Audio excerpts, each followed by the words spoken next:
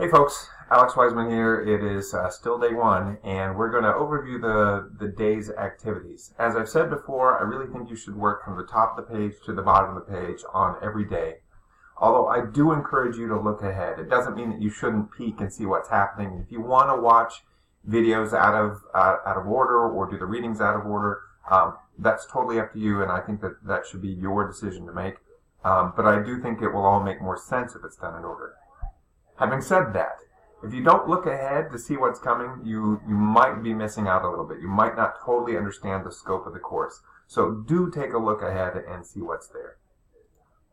Okay, having said that, let's talk about what actually you're doing today. I'm going to move me over here. So, 4 things that I want you to focus on today. One is, what is educational research?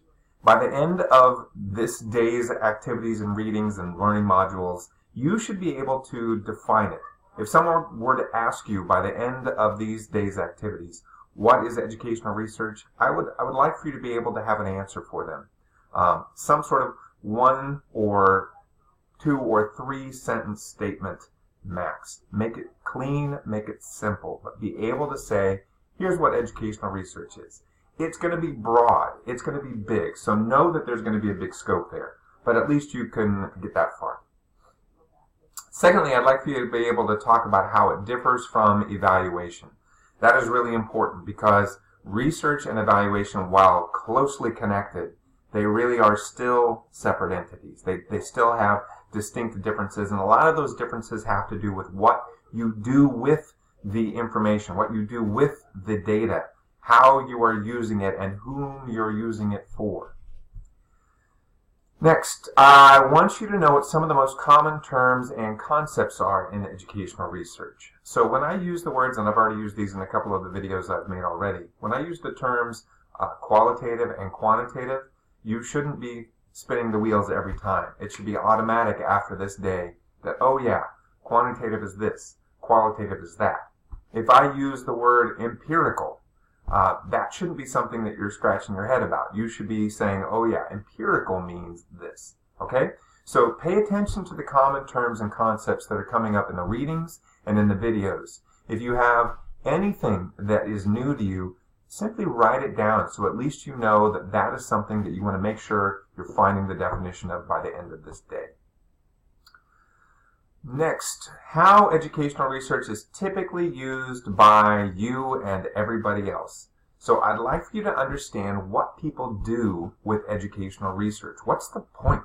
It isn't just to torture students or to create more hoops that you have to jump through in order to get a degree. That's not what it is, even though you might think it is. That's not it.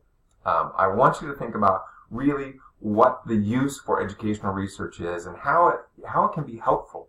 I mean, one of the things that we want to do as a part of this course is to create an awareness that there is a link between research and practice, that they come together, not fighting, but they come together in some sort of a handshake or a clasp.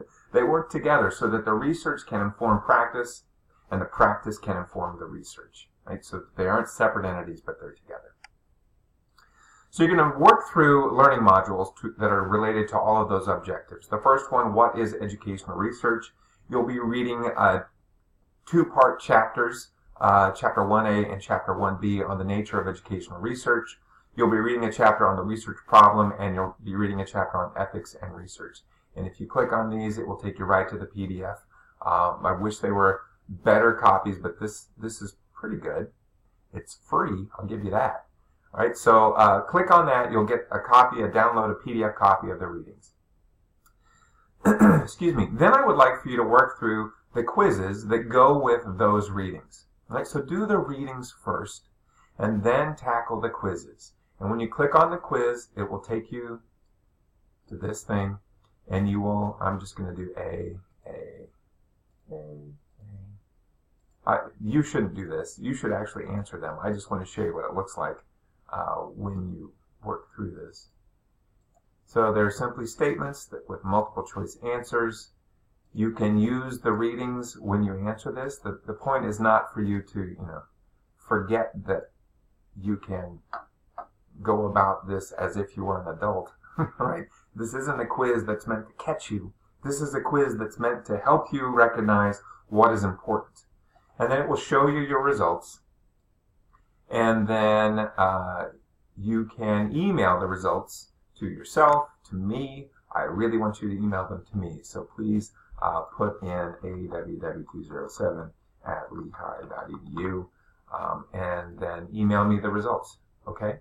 If for whatever reason you didn't get the score you wanted, by the way, I just clicked all A's and I got a whopping 13%, so I don't recommend doing that. But if you want to do it again, then do it again. Or go back and do it again. There's got to be a way to do it again.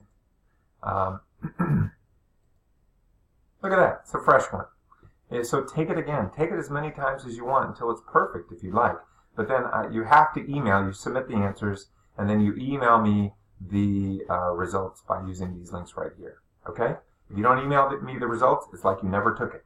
If I don't see that email, and it's a special email that comes from them, I won't know that you took it. All right? Okay, so you're going to take the quizzes. Then you're going to look at how research differs from evaluation by reading this 13-page thing on what is the difference between evaluation and research and why do we care. That's going to be important. Then you're going to look at how educational research is typically used by watching the video by the bearded man in a vest. All right? Actually, he's a professor at another university. I think this video is really good. I'm teasing, but he's wearing a vest and he's got a huge beard. Okay, and then you're going to work on your application activities, which I summarized in a previous video, and you're going to start preparing for the coming days. Look ahead. Especially prepare for the next day as soon as possible. And if you have any questions, let us know.